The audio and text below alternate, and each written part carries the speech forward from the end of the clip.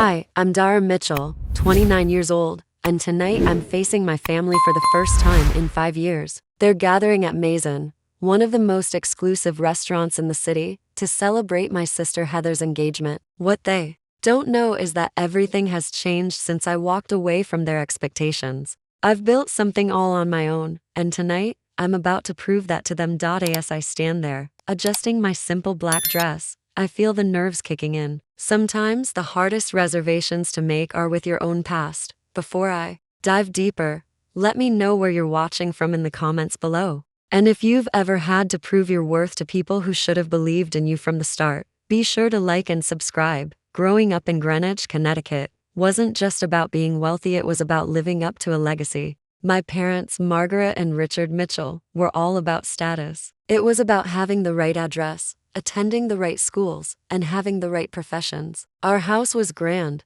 hosting events where my mother paraded us around like accessories. Her pride was tied to how well we fit into her vision of success. My siblings were the stars: Heather with her perfect grades and debate awards, Ethan with his love for math and future in banking. Then there was me, the middle child. Whenever the conversation turned to me, my mother's smile would tighten, and she'd say something like, "Dara has creative inclinations. She'll find her way." What she meant was that I was the disappointment. While Heather excelled in her ambitions, and Ethan was heading toward a high-paying job, I spent hours in the kitchen with our housekeeper Elena, who understood me in a way my parents didn't. Elena, a warm-hearted woman from Greece, would encourage me to follow my passion for food, saying, "You have the hands for this work." By the age of 13, I was creating my own recipes, and by 16, I was hosting underground dinner parties. The kitchen became my sanctuary, but to my parents, cooking was servant's work. In high school, when I brought up culinary school, my father responded, "Mitchell's hire chefs, they don't become them." I applied to business schools and went to Dartmouth, where my family expected me to follow their path. But even then, I couldn't shake the pull of my true passion for food. I started an underground supper club, charging students for innovative 5-course meals and secretly working with local chefs. But everything changed the day Chef Lauren Bissett, a 3-Michelin star chef, tasted my food at an event I helped cater. Afterward, he pulled me aside and asked, "Who taught you to make a reduction like this?" When I told him I taught myself, he handed me his card and said, "You're wasting your talent here. Come to my kitchen in New York. I'll make you great." 2 weeks later, I was standing in my parents' living room, telling them I was dropping out of my MBA program to attend culinary school. The silence that followed was deafening. My father's voice, cold and quiet, said, "This is absolutely unacceptable." My mother's face hardened. "If you pursue this hobby, do it without our support." I left that night with nothing but my savings and a suitcase, and I spent the next 5 years working 18-hour days, living in a tiny apartment with 3 roommates. But under Chef Lauren's mentorship, I thrived. The intensity of the kitchen, the discipline, the creativity, it fed me in a way business school never had. Then came the opportunity that changed everything. An investor, who had tasted my food at an event, offered me a business proposal. 2 years ago, Maison opened its doors with me as the executive chef and partial owner. 6 months later, I bought out my partners and became the sole owner. Maison quickly became the hardest reservation to get in the city, and last month, Food and Wine magazine featured us in their Future of American Cuisine issue. But despite all of this, I had kept my distance from my family until now. When the invitation to Heather's engagement dinner arrived at my apartment, I was surprised. Even more shocking was the venue, my own restaurant. Of course, they didn't know it was mine. I debated whether to go, but ultimately, I decided to accept. I wasn't looking for their approval. I wanted to close that chapter of my life. 5 years of distance had given me perspective, and I was secure enough in my success to face them without crumbling. The evening of the engagement dinner arrived, and the nerves in my stomach began to twist as I walked through the front door of Maison. The familiar scent of saffron, reduced wine, and fresh herbs usually centered me, reminding me of everything I'd built. But tonight, it only heightened my anxiety. I had chosen my outfit carefully, a simple black dress that was actually Diane von Furstenberg, accessorized with a single strand of pearls that had belonged to my grandmother. It was understated elegance, a choice that would likely be misread by my status-conscious family. My hair was pulled back into a sleek chignon, another detail they would probably interpret as me not being able to afford proper styling. As I entered, Marcus, my most senior server, immediately spotted me. His eyes widened slightly in question, but I gave him a subtle shake of my head and mouthed, "Not yet." He nodded discreetly and continued his duties. From where I stood at the entrance, I could already see them. Of course, they had requested the center table. It was exactly what I expected. My mother in Chanel, my father pretending to study the wine list, Heather draped in what looked like the newest season of Gucci, and Ethan and his wife, Allison, completing the picture in business attire. Everything about them screamed status. Celeste, my hostess, approached with a warm smile. "Good evening, Ms." She caught herself just in time. "Your party is already seated. May I show you to their table?" "Thank you, Celeste," I murmured, appreciating her discretion. We walked towards the table, and my mother noticed me first. Her eyes performed the familiar quick assessment, scanning me head to toe, calculating my worth based on my appearance. She rose to air kiss my cheeks, her lips forming a tight smile. "You've finally arrived." We were beginning to wonder. "I'm exactly on time, Mother," I replied, checking my watch. It was 7:30, right on the dot. My father stood to give me a stiff hug, ending it with an awkward pat on the back. "You look healthy," he said, which, in Mitchell speak, meant I hadn't maintained the borderline unhealthy slenderness they prized in our social circle. Heather barely bothered to stand, offering only her cheek for a kiss. "This is Bradley," she announced, as her fiancé rose and extended his hand. His grip was too firm, a power move I recognized from countless business meetings. He introduced himself as a Wharton MBA, a junior partner at Goldman Sachs. "No, nice to meet you." "No, I've heard about you." Just credentials and status, the Mitchell family love language. Ethan gave me a more genuine greeting, though. His wife Allison's smile seemed strained. I later learned she had been the one tasked with finding this exclusive restaurant for the evening and was nervous about whether it would meet everyone's standards. "Well," my mother began, her voice carrying that familiar tone, "we've already ordered champagne. I hope that's acceptable." I noticed they had chosen the second most expensive option on the menu, showy, but not reckless. Typical. The restaurant hummed with the energy I had worked so hard to create: the dim lighting, the artful plating, the balanced sound level. Every detail had been my decision, from the linen weight to the custom-designed chairs. The space was designed to encourage lingering without making diners uncomfortable. I watched the staff's subtle reactions as they realized I was sitting with guests. Jessica, one of our most experienced servers, approached with the amused pouch, a bite-sized sphere of compressed watermelon topped with fermented black garlic and microgreens. It was a creation I was particularly proud of, sourced from an urban farm I had worked closely with. "Compliments of the kitchen," Jessica announced, carefully placing one in front of each diner. Her eyes met mine briefly, and I saw the flash of loyalty before she slipped back into professional mode. "So, what exactly do you do?" Bradley asked, clearly curious. "Line cook, catering, various roles." I gave a vague answer. "I've worn many hats." It wasn't a lie, but it wasn't the whole truth either. "Well, we're just glad you're managing to support yourself," my mother said, her tone laced with fake graciousness, the kind I had become all too familiar with. "Though we've always said our door is open if things get too challenging." It was a subtle jab, but I felt it. My mother, forever giving me just enough support to maintain control, but never truly believing in what I had chosen. As the amused pouch was cleared, Heather made a comment. "I don't do raw garlic," though the black garlic was far from raw. It had been fermented for 60 days in a temperature-controlled environment. I watched, feeling protective not of myself,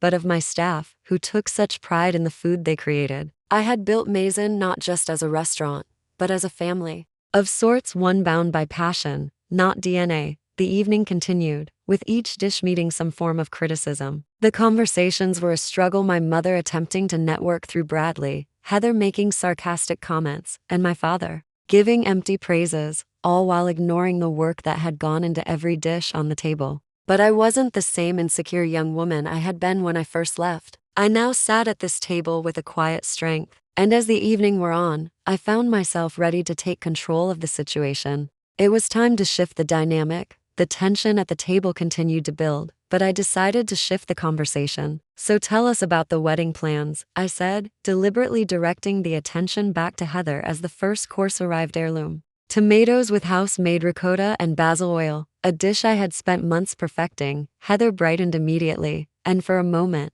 the familiar feeling of being the outsider lifted. We've booked St. Thomas Church, of course, she said. Reception at the plaza for 100 guests, though. Mother thinks we should cut it to 350. The guest list is getting unwieldy, my mother chimed in, her voice steady. The Astor Williams aren't speaking to the Bennetts since that unfortunate yacht incident, so we can't seat them in the same section. I suppressed a smile, marveling at how seriously they discuss these social details. For them, weddings weren't just about love, they were investments, networking opportunities, ways to prove status. Seems excessive, I ventured, taking a bite of the tomatoes. They were bright, fresh, and exactly as they should be, bursting with flavor. Bradley leaned forward, eager to weigh in. It's networking, not just celebration, he said, looking around the table. Half those invitations are relationship investments. Precisely. My father agreed. Bradley understands the social capital aspect. A wedding of this caliber opens doors. And what about you, Dara? Heather asked, her tone suddenly sharp. Any prospects on your horizon? Or are you still too busy with your cooking? I could feel the eyes of the table on me, and the familiar sting of judgment returned. I'm focused on my career right now, I said, keeping my response simple, giving nothing away. Ethan snorted lightly. Career? He repeated, a small laugh escaping. Is that what we're calling it? My mother jumped in, her voice cold. Dara, dear, surely by 29 you're thinking about settling down. There's that lovely son of Margaret Whitley's. I believe he works in hospital administration. Very stable. I wasn't going to let this slide. I'm not looking to be set up, Mother, I said, keeping my voice even. Well, your options will get more limited with each passing year, she persisted. Her words hit their target. That sharp, critical tone, just like old times. Before I could respond, Jessica, one of our most experienced servers, arrived with the second course, seared scallops with a brown butter emulsion and pickled ramps. I watched my family's reactions as the plates were set down. This looks promising, my father declared as he cut into the scallop. Bradley swirled his wine, making an overly pretentious show of it. Decent wine list here, he commented. Not exceptional, but passable. I felt the burn of resentment rising in me. The audacity of him, critiquing my wine list. As I sat there, quietly watching, my mother turned to me, picking apart every tiny detail. Tell us again, Dara.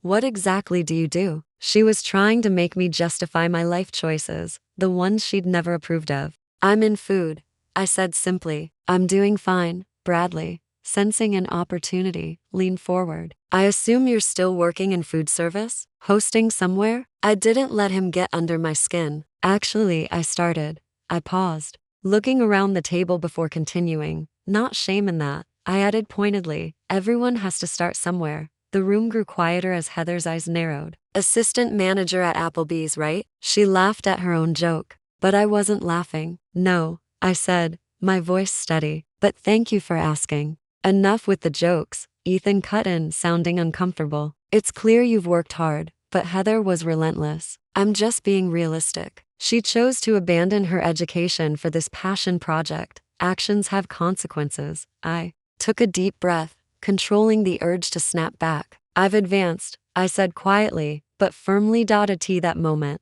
the third course arrived, a pasta dish of hand-rolled tagliatelle with spring peas, pancetta, and mint. One of my signature dishes, celebrated in food circles. My family dug in. Their reactions were less than flattering. My mother pushed the pasta around her plate, making disparaging comments about portion sizes, as if she had the expertise to critique my work. I looked up at Heather, who was eyeing the pasta with clear disdain. The portions here are ridiculous, she commented. All this expense for 3 bites. That's the point, I replied. It's about quality over quantity. Quality? My father grumbled, shaking his head. In my day, restaurants gave you a proper meal for your money. I watched them eat, my pride for my work battling with the sting of their criticism. The evening dragged on, with each course getting picked apart, each attempt to show them what I had built met with scorn. Every word they said felt like a thinly veiled judgment of my choices. Finally, The moment I had been anticipating dreading arrived. The check, Marcus, my senior server, approached with the black leather folder. My father reached for it immediately, but Bradley intercepted. Please, Richard, let me. It wasn't the first time I had watched him try to assert control. Bradley opened the folder, then paused. His face shifted from confident to shocked. Is there a problem? My father asked, noticing the change. Bradley quickly recovered, trying to cover his discomfort. Just confirming the calculation, he said, his voice less sure now. I watched them as they realized the truth. Bradley's expression shifted as he stared at the bill, his confidence cracking. I knew exactly what he was looking at dinner for. 7 with premium wine pairings, special off-menu requests, and that $800 Bordeaux would add up to over $3,000. Not outrageous for a restaurant of Mason's caliber, but certainly a statement. Bradley reached for his wallet, pulling out a black credit card with deliberate slowness. He was making sure everyone saw it, wanting to assert his dominance over the situation. I've got it, he said smoothly, trying to take control. My father made the expected protest, but it was clear Bradley had already won. The card slid across the table, and Marcus, our head waiter, took it, still with that professional air. As he left to process the payment, I leaned back in my chair, watching the family interact with newfound clarity. I had spent so many years trying to earn their approval. Now, here they were, all too willing to accept Bradley's power move at my expense. Heather, sensing an opportunity to throw another jab, turned back to me. So, Dara, she said, her voice dripping with false sweetness, you never did explain how you're managing to contribute to this extravagant dinner. We wouldn't want you stretching yourself financially on our account. The table fell silent. It was the same old dynamic, me, the struggling failure, and them, the successful ones. My family was still stuck in their judgmental mindset.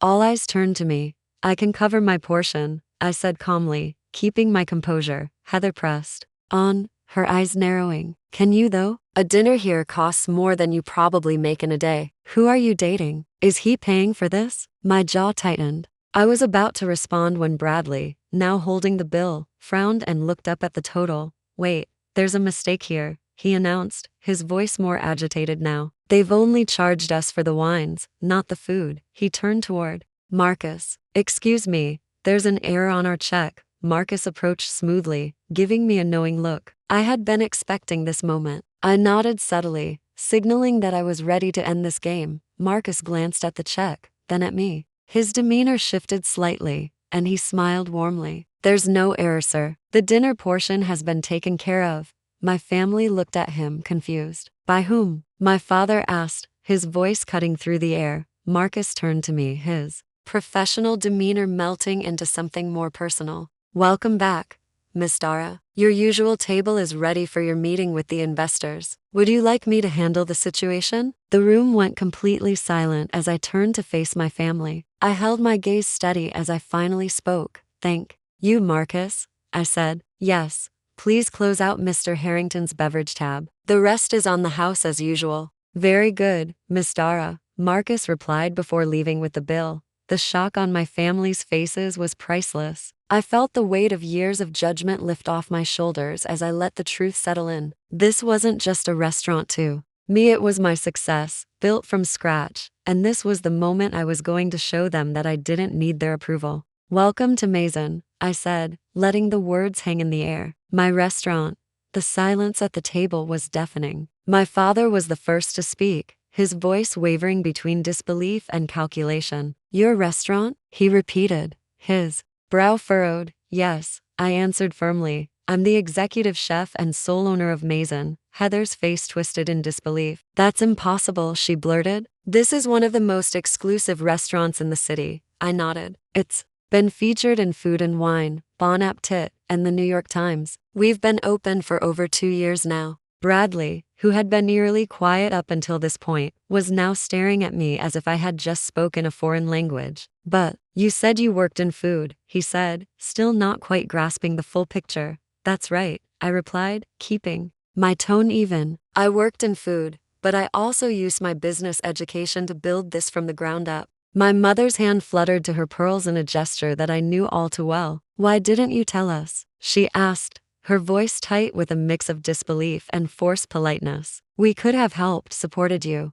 I let out a short, bitter laugh. What do you have? The same family that called cooking servants' work. The same family that cut me off completely when I chose culinary school. I shook my head. No, I didn't want your help. I wanted to prove I could do this on my own. My father cleared his throat, a familiar tactic to regain control of a situation. Well, if we'd known you had this kind of business acumen, he trailed off, trying to claim some credit for my success, as though it was his doing all along. I built this myself, I said firmly. Without your connections, without your money, and without your support. At that moment, Chef Miranda, who ran the kitchen when I wasn't on the line, appeared at my side in her crisp whites. She made an impressive figure, and I could tell by the way she looked at me that she had been watching the entire scene unfold. Sorry to interrupt, Dara, she said, her voice steady and respectful. The Matsuhisa party has arrived for their tasting, and SA wants to confirm your interview for next week's feature. Thank you, Miranda, I replied, maintaining my composure despite the whirlwind of emotions running through me. Please tell them. I'll be there shortly. As Miranda left, I turned back to my family. The looks on their faces ranged from confusion to dawning realization. The silence at the table stretched on as the weight of my revelation settled in. My mother's hand was still resting on her pearls, her eyes wide with disbelief. My father, on the other hand, was calculating, his mind already working through the implications. Heather seemed confused, her carefully crafted image of superiority beginning to crack. What? My mother finally managed, her voice low, almost as if she was still trying to process what had just happened. What is going on here? I didn't flinch. This is Maison, my restaurant, I repeated, my voice steady despite the tension that was still thick in the air. I let the words sink in as I turned back to my family, who were now shifting uncomfortably in their seats. You know, I continued, this was never about earning your approval. It was about doing something I love. But now that it's successful, I guess you'll finally acknowledge it. My father, who had been quiet, cleared his throat again, though this time it felt like an attempt to regain some control. Dara, we didn't know, he said, his voice lower than usual. How were we supposed to know this is what you were doing? You've always kept things so quiet. It was deliberate, I answered, my voice firm. I wanted to see how you would treat me if you thought I was still struggling. And I have my answer. Heather, still trying to process it all, leaned forward. But why didn't you tell us? You could have invited us here sooner. We could have supported you, helped you in some way, my mother added, her voice more defensive than apologetic. If we had known about this success earlier, we could have been proud of you. We just wanted to help you succeed, Dara. I held up my hand to stop them. No, this isn't about your help. It's about respect. My eyes moved from my mother to my father. You couldn't respect my passion until it came with success. Until it aligned with your vision of what success should look like. There was a pause as my father's face shifted from disbelief to something else, a mix of realization and grudging acknowledgement. He didn't say anything right away, but I could see the shift in him. Bradley, who had been uncharacteristically silent, finally spoke up, trying to regain some of the control he had lost. So, a cookbook deal too? He asked, clearly trying to reframe the situation to his advantage. That must come with a substantial advance, right? And this place, he gestured around at the restaurant, which had grown quiet now, the last diners finishing their meals. It must generate significant revenue. Do you have plans for expansion? A restaurant group? I smiled, but it wasn't a pleasant one. I'm doing quite well with my current advisors, I said coolly. But thank you for the offer. The whole situation felt almost surreal. The same people who had mocked my career choices were now trying to network with me. I let out a small, almost bitter laugh under my breath. The irony was almost too much. Heather, finally understanding the depth of what I was saying, turned to me with something that might have been regret in her eyes. So all this time, she said softly, while I thought you were struggling, you were actually succeeding building all of this. Yes, I said simply, my eyes steady on hers. I was. And tonight, I wanted to see how you would treat me if you knew the truth. There was a shift in Heather's expression, something closer to respect but also embarrassment. I should have known, she murmured, as if the realization was only just dawning on her. I was so focused on my own life that I never took the time to understand yours. Exactly, I replied, my tone not soft but not harsh either. You didn't know because you didn't want to. It was easier for you to judge from the outside than to ask questions or offer support. The dinner was winding down now, and the tension in the room was palpable. The course of the evening had shifted, but the damage had been done. The roles were set in my family, and I had changed the dynamics, but only with force. As the dessert course was cleared away and coffee was being served, the waiter approached with a bottle of special reserve cognac. Your special reserve cognac, Miss Dara, he said, presenting it to me. For your investors' meeting, and Chef Miranda says the kitchen is ready whenever you are. I nodded, taking a deep breath. Thank you, Miranda. Please let them know I'll be there shortly. The waiter left, and I turned back to my family. Their expressions were a mix of shock, confusion, and a hint of respect. They had seen what I had built, but they had no idea what it had cost me. I need to go, I said, standing from the table, ready to leave the family I had spent so long trying to impress. Thank you for coming tonight. My mother, clearly uncomfortable, rushed to follow. Wait, Dara, she said, her voice dropping. We need to talk about this. You can't just drop this revelation and walk away. I glanced over at my actual investors, waiting for me in the private dining room. I have a meeting, Mother. This isn't a conversation I'm willing to have right now. My father, always the problem solver, stepped in. Perhaps we can continue this conversation tomorrow, he said. Dinner at our place? We have much to discuss, including how we might help you expand. Bradley, sensing an opportunity, eagerly added, I can help with the expansion. I know people in hospitality investment. I couldn't hold back a sarcastic laugh. I didn't build this place to win your approval. I built it because this is what I love, what I'm good at. As my family continued to scramble for a sense of control, I felt an overwhelming sense of clarity wash over me. I had spent years trying to please them, trying to meet their expectations, only to realize that their approval wasn't something I needed or wanted. I had already proven everything to myself, and that was what mattered most. My mother's voice softened, as if trying to reframe the situation. Dara, please, she said, stepping closer. You can't just drop this revelation and walk away. We need to talk about this. I glanced toward the private dining room, where my investors were waiting. They were the people who truly believed in my work. I have a meeting, Mother, I said, keeping my tone firm. This conversation is over. The discomfort was palpable. My father, ever the problem solver, stepped in. Perhaps we can continue this tomorrow, he suggested, his voice now softer. Dinner at our place. We have much to discuss, including how we might help you expand. Bradley's voice cut in, eager to make himself useful. I can help with the expansion. I have connections in hospitality investment. I couldn't stop myself from laughing, the sound sharp and sarcastic. I didn't build this place to win your approval, I said, looking at them all. I built it because this is what I love and what I'm good at. If you want to help, it's not going to be with your connections, it's with respect. My mother's eyes narrowed, but she didn't say anything. The shift in the room was noticeable. For the first time in years, I wasn't seeking approval. I wasn't afraid of their judgment. I was simply standing in my own truth. I looked at Heather, who seemed to be processing the whole situation. The reality was sinking in for her. You? No, I said, my voice a little softer.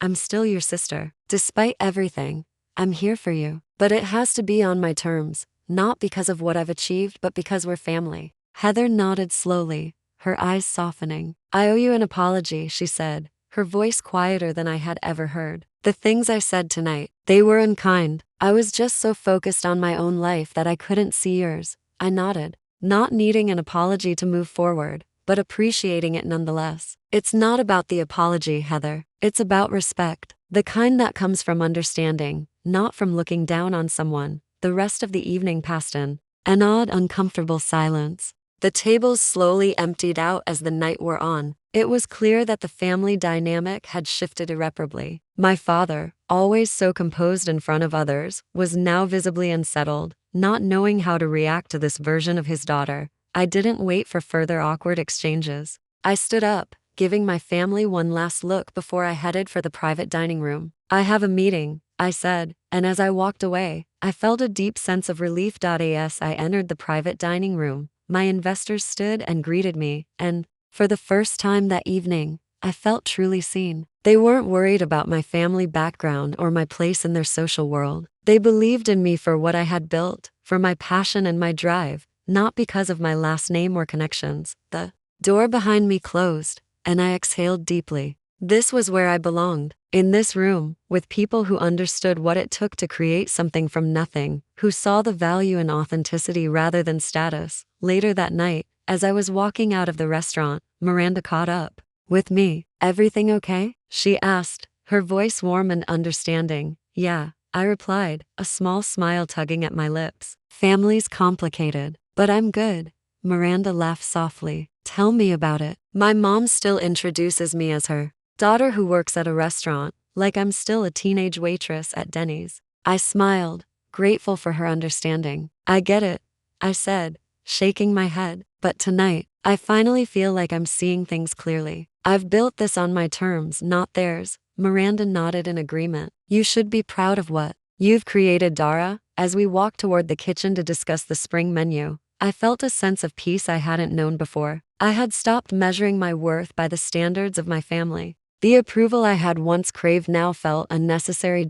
In that quiet moment, I realized that the most important validation I could ever get was the one I gave myself. I had built something real, something that reflected who I was, not who they wanted me to be. 2 weeks passed in a blur of spring menu planning, cookbook meetings, and finalizing details for the second location. Despite all the success and the constant flow of work, my thoughts often returned to the family dinner. The tension, the unspoken judgments, the strange sense of pride I'd felt in finally standing my ground, it was all still so fresh. But what lingered most was how different the dynamics had become. My family, once the standard I compared myself to, was now a part of my past. I had stopped measuring my achievements by their standards. I had built Maison, not for approval but because I loved food and wanted to share that love with the world. For the first time, I was truly proud of myself, not because I had proven them wrong, but because I had built something that meant something to me. Sunday brunch with my family had gone surprisingly well. I took them to Alma's, a humble little restaurant in the East Village, run by a former colleague from my early days working the line. My parents had been visibly uncomfortable at first, with mismatched chairs and graffiti-covered walls, but the food was so simple and beautiful that even they were won over. "I never knew simple eggs could taste like this," my father admitted, mopping up the last of his shakshuka with homemade sourdough. It wasn't much, but it was a start, a small opening, a crack in the armor of judgment and expectation. I couldn't help but smile as I thought about that brunch. It wasn't a perfect reconciliation, but it was progress. I was beginning to see them as people, not just as the models of success I had once felt I could never live up to. And in turn, I could feel them starting to see me differently, not as the family failure, but as someone who had chosen her own path and had made it work. Later that week, as I sat at my usual table at Maison after closing time, I reflected on how much had changed. Jessica, one of our chefs, was counting the register while humming softly. Marcus and Jose were in the back, discussing wine pairings for a private event tomorrow. Miranda had left an hour ago after we finalized the spring menu revisions. It was quiet now, just the hum of the kitchen cooling down, the final tasks being completed. My phone buzzed, and I glanced at the message from Heather. "Wedding planning nightmare. Florist just doubled their quote. Any chance you're free for coffee tomorrow? Could use some straight talk from someone who won't just tell me what I want to hear." I smiled slightly at the unexpected request. After everything that had happened, Heather was finally reaching out for something real. She needed advice from someone who had built something for herself, and I was finally in a position to offer it. I texted back, confirming the time and place. The relationship with my family was evolving in a way I hadn't predicted. It wasn't the unconditional embrace I had once hoped for, but something potentially more valuable, a measured respect between adults with different values and paths. In the weeks since that dinner, my mother had called 3 times. Each time, she seemed softer, asking genuine questions about my work, not just making small talk to fill the silence. My father had sent me an article about female chefs breaking barriers in the industry, a silent acknowledgement that he was trying, in his own way, to understand my world. Even Ethan had reached out, asking if he could bring his children to see the kitchen sometime. "I want them to know they have options," he said. "That success doesn't have to look the same for everyone." These were fragile beginnings, not the dramatic reconciliation I might have once dreamed of, but real healing. I was learning happens in quiet moments and small gestures, the gradual rewriting of old patterns. But the most significant change, the one I hadn't anticipated, was within me. I had finally stopped measuring my worth through my family's eyes. The validation I had once desperately sought from them now felt strangely unnecessary. I had proven myself, not to them, but to myself. That realization brought a kind of freedom I hadn't known I needed. I wasn't just the daughter of Margaret and Richard Mitchell anymore. I was Dara Mitchell,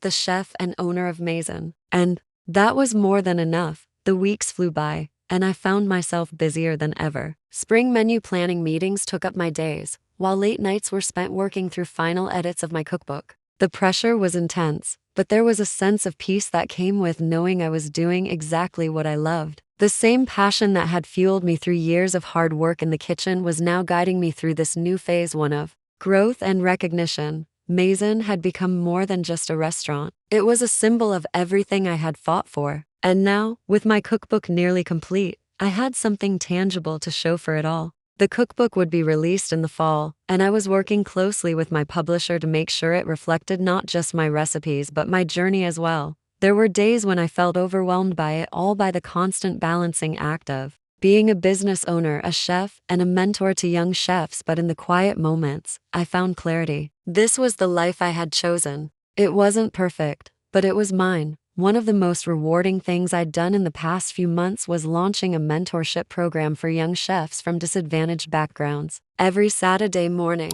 the kitchen at Maison transformed into a classroom, and 8 aspiring chefs would gather to learn everything from knife skills to menu planning. They reminded me of my younger self, passionate, determined, and just needing someone to believe in them. Zoe, one of the apprentices, had shown so much promise. She was a quiet worker, but when she got her hands on a dish, you could see the potential. I offered her an apprenticeship after just a few months of working together. Watching her confidence grow as she honed her skills was one of the most fulfilling experiences of my career. "Chef," Zoe said one afternoon, her voice shy but full of gratitude, "I never thought I'd be here, working in a kitchen like this. Thank you." It was moments like that reminded me why I did this. It wasn't just about building a restaurant or achieving success, it was about giving others the opportunity to do what I had done, to follow their passion, to fight for their place in the world, and to find the courage to pursue it, no matter the obstacles. The phone rang late one afternoon, interrupting my thoughts. It was Heather, and her voice was a mix of frustration and exhaustion. "I don't know how you did it," she said. "Wedding planning is a nightmare. The florist just doubled their quote. Can we meet tomorrow for coffee? I need some advice on how to keep my sanity." I couldn't help but smile. After everything that had happened, Heather was finally reaching out. It wasn't much, but it was something, and I was willing to offer whatever advice I could. We met the next morning at a small cafe in the city. As we sat down, Heather immediately started unloading about the wedding chaos, but I could see the cracks in her perfectly put together exterior. She was stressed, unsure, and looking for guidance. "I never realized how much goes into this," she admitted. "It's overwhelming, and everyone keeps telling me what to do. I just want it to be perfect, but it's like nothing is ever enough." I listened, offering some practical advice and reminding her that it didn't have to be perfect. Sometimes the best things came from imperfections. And at the end of the day, the wedding was about love, not status. "You've got this," I told her. "The wedding is just a moment in time, but the life you and Bradley build together, that's the real thing." It felt good to be there for her, to finally offer her the support she had never been able to give me. And it also felt good to realize how far I'd come, how different I was now, and how much I had grown. After our coffee, we parted ways with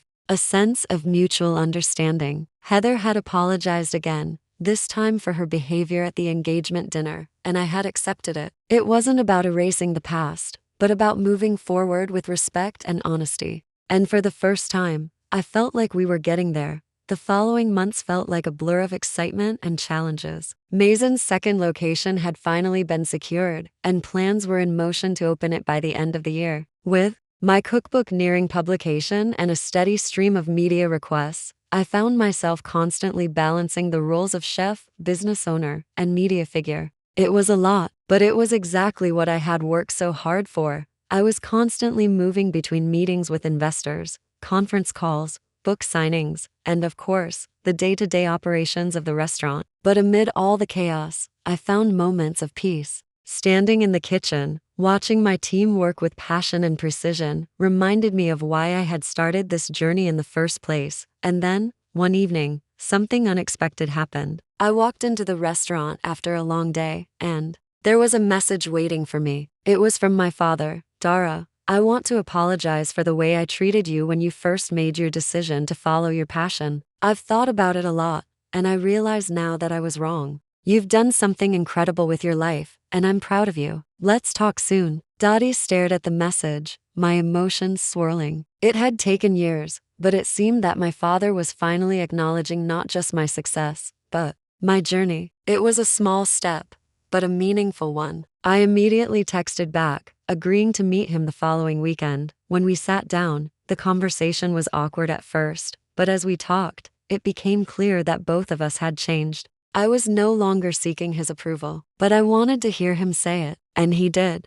Dara, I've always respected your work ethic, he began, his voice quiet but sincere. But it took me too long to see that what you've done is something far beyond what I ever imagined. You've built this whole empire on your own, and that's something I never gave you credit for. I listened, not expecting perfection but hearing something I hadn't realized I'd needed, validation. Not for the restaurant, not for the press, but for the choice I had made all those years ago to carve my own path. Thank you, I said, my voice thick with emotion. I needed to hear that, Dad. We talked for hours, catching up on everything from business strategies to family matters, and by the end of the conversation, there was a sense of healing. It wasn't an overnight transformation. It wasn't some big dramatic moment, but it was real. It was a new chapter for both of us, one where we could meet in the middle, where I didn't need to prove myself to him anymore, but where we could have a relationship built on respect, not expectations. As I left the meeting, I felt lighter, like I had finally closed a chapter I hadn't even realized was still open. I wasn't the same person I had been when I left home all those years ago. I had grown into someone stronger, more sure of herself, and I had learned to let go of the idea that my family's validation was the key to my happiness. That evening, as I sat in my office at Maison, a sense of peace settled over me. I was living my truth, running my restaurant, mentoring young chefs, and making a difference in ways I had never imagined. I was no longer tied to the expectations of my parents, my family, or anyone else. Maison was thriving, my cookbook was about to hit shelves, and I had finally begun to build the life I wanted on my own terms. The validation I had once sought so desperately now felt unnecessary. I had everything I needed to succeed, not because of anyone else's approval, but because I believed in myself, and when I thought about the future, it was filled with possibilities. The second location, new projects, the continued growth of my culinary mentorship program, all these were just the beginning. As I looked out the window of my office, watching the city lights twinkle below, I knew that no matter what happened, I was exactly where I was meant to be. The road hadn't been easy, but it had been worth every step. I had built this, and it was mine.